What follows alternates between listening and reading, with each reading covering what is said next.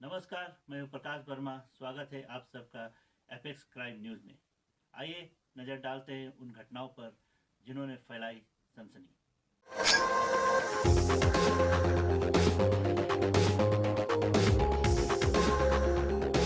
नंगपो में भीषण सड़क हादसा, बाइक सवार की मौत, वाहन आग में जलकर खाक। 25 सितंबर बीती रात नंगपो सिविल अस्पताल के सामने लगभग 10:20 पर एक भीषण सड़क दुर्घटना हुई।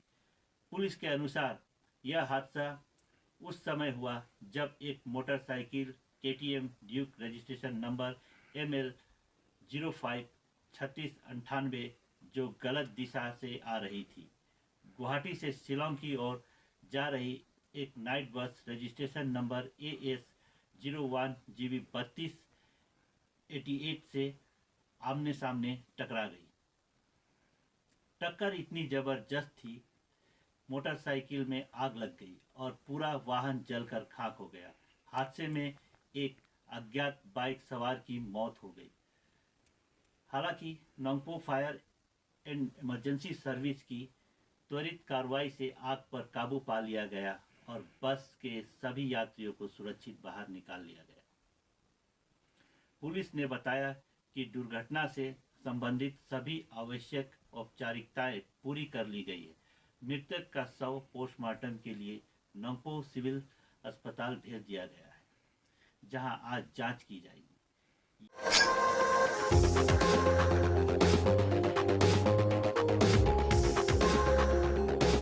राष्ट्रीय जांच एजेंसी NIA ने 2023 में मणिपुर के उखरुल जिले के फुलिट स्थित पंजाब नेशनल बैंक शाखा में हुई 18.85 करोड़ रुपए डकैती की जांच का मामला दर्ज किया है।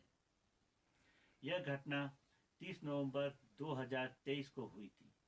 NIA की FIR के अनुसार इस डकैती को NACN IM गुट के पूर्व धड़े के सशस्त्र उग्रवादियों ने अंजाम दिया था। इनका नेतृत्व स्वयंभू लेफ्टिनेंट कर्नल तत्कालीन मेजर P जोसेफ उर्फ P जैक्सन ने किया था, जो कामजोंग जिले के रोनी गांव का रहने वाला है। माना जाता है कि इस डकैती का उद्देश्य उन्नत हथियार खरीदकर म्यांमार में अपनी स्थिति मजबूत करना था।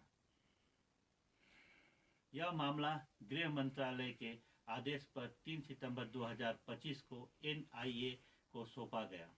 इससे पहले नागालैंड पुलिस ने 30 जुलाई 2025 को जोसेफ और अन्य कैडरों को गिरफ्तार किया था और अगले दिन उन्हें मणिपुर पुलिस को सौंप दिया था।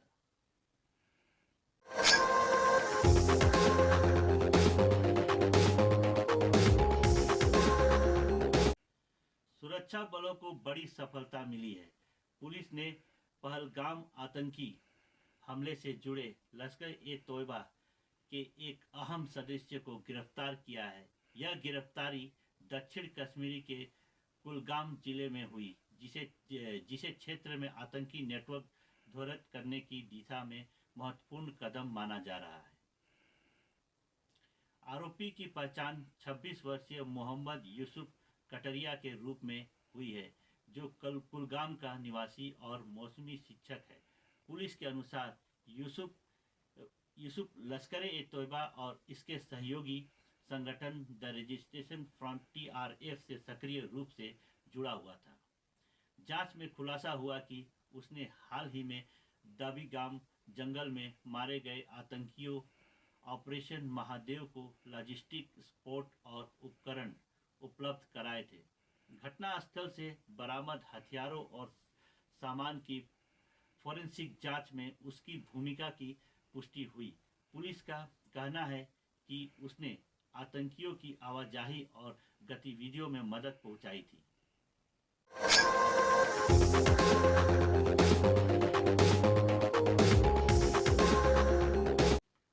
गुजरात के गांधीनगर जिले में नवरात्रि के मौके पर गरबा उत्सव के दौरान अचानक माहौल बिगड़ गया। देहगाम के पहियल गांव में रविवार देर रात हुए कार्यक्रम में अचानक पत्थरबाजी शुरू हो गई, जिसमें आई लव मोहम्मद के नारे भी लगाए गए। देखते ही देखते हालात बेकाबू हो गए और स्थिति दंगे जैसी बन गई। दरअसल नवरात्रि के गरबा पंडाल में जब भक्तजन नाच गान कर रहे थे, तभी कुछ लोगों ने पथराव शुरू कर दिया। पत्थरबाजी के बीच अफरा तफरी मच गई और कई लोग घायल हो गए। मौके पर मौजूद लोग आरोप लग रहे थे कि इस दौरान आई लव मोहम्मद के नारे भी लगाए गए, जिसने तनाव और बढ़ा दिया।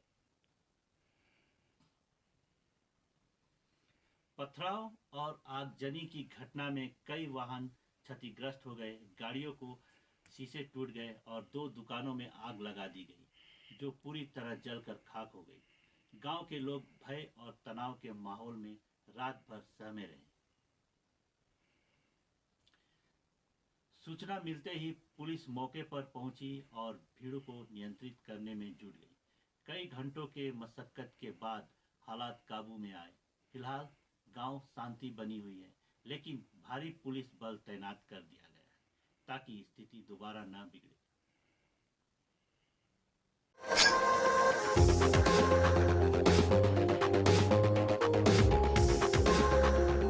दिल्ली और पड़ोसी राज्य में जाकर दिल्ली पुलिस अवैध हथियार बनाने की फैक्ट्रियां पकड़ती रही। उन जगहों से पुलिस भारी संख्या में अवैध हथियार, कारतूस व मैगजीन बरामद करती रही है। पहली बार स्पेशल सेल ने यूपी के मुरादाबाद में कारतूस बनाने की एक फैक्ट्री पकड़ी है, जहां कई साल से .315 बोर के कारतूस बनाए जाते थे। सेल ने इस सिंडिकेट में शामिल फैक्ट्री मालिक और उसके 2 सप्लायर को गिरफ्तार कर लिया है। उनके कब्जे से सेल ने 2 अर्ध स्वचालित पिस्तौल, 5 कट्टा .315 बोर के 210 कारतूस, एक लेथ मशीन, कारतूस बनाने के अन्य उपकरण, 607 खोखे, 354 गोलियों के लीड, बारूद, 20 ठोस पीतल की छड़ें, पीतल का स्क्रैप और अन्य सामान बरामद किया है। बरामद कब्जे माल से लगभग 1000 कारतूस बनाए जा सकते थे। डीसीपी अमित कौशिक के मुताबिक गिरफ्तार किए गए आरोपियों के नाम फाजिल मुरादाबाद, जामिर व इलियास मुरादाबाद है, इसीलिए अवैध कारतूस बनाने की फैक्ट्री का मालिक है। पुलिस का दावा है कि तीनों दिल्ली एनसीआर में अवैध हथियारों के अलावा कारतूस को भी आपूर्ति करते थे। 22 सितंबर को सेल को एक अवैध हथियार आपूर्तिकर्ता की गतिविधियों के बारे में सूचना मिली। दिल्ली पुलिस स्पेशल सेल को एक बड़ी सफलता मिली है। 3 एक्यूज अरेस्ट किए हैं जो आर्म्स एम्यूनेशन का काम करते थे, और इसके अलावा सबसे महत्वपूर्ण, इसमें हमने एक एम्यूनेशन की फैक्ट्री मुरादाबाद से बस्ट की है। ऑपरेशन के बारे में मैं आपको बताना चाहूँगा। 22 तारीख को एक इन्फॉर्मेशन मिली थी कि एक पर्सन गाजीपुर की तरफ आ सकता है जो कि किसी आर्म्स एम्यूनेशन की डिलीवरी करने आएगा।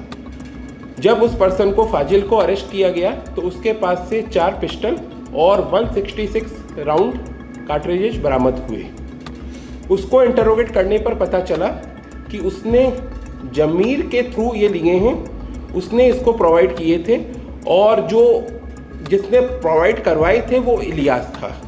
तो इसके ऊपर काम करते हुए फाजिल के बाद टीम ने जमीर को रामपुर से अगले दिन यानी कि 23 तारीख को अरेस्ट किया, और उसके पास से भी 20 लाइव कार्ट्रिजेज रिकवर हुए।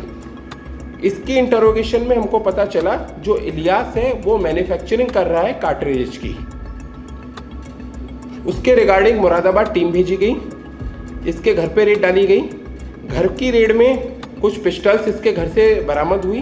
उसके बाद जब सख्ती से पूछताछ हुई इलियास से, तो उसने बताया कि घर के पास में ही उसने एक रूम किराए पे ले रखा है, और उस रूम के ऊपर वो अपनी एक उसने मैन्युफैक्चरिंग यूनिट लगा रखी है। और वहाँ पे जब उस जगह पे रेड डाली गई तो वहाँ पे हमको lathe machine, grinder machine, empty cartridges जो करीब 257 थे, 254 बुलेट के लीड्स जो आगे लगते हैं, 350 एम्प्टी बुलेट के शेल्स, गन पाउडर और 20 सॉलिड ब्रास की रॉड्स मिली हैं जो कि रॉ मटेरियल के रूप में काम आती हैं एम्यूनेशन बनाने के लिए। और ये हज़ारों की तादाद के अंदर अब तक एम्यूनेशन बना के वेस्ट यूपी में और दिल्ली एनसीआर में सप्लाई कर चुका है। और इसके बाकी जो आगे के लिंकेज हैं उसके ऊपर अभी इन्वेस्टिगेशन और काम चल रहा है।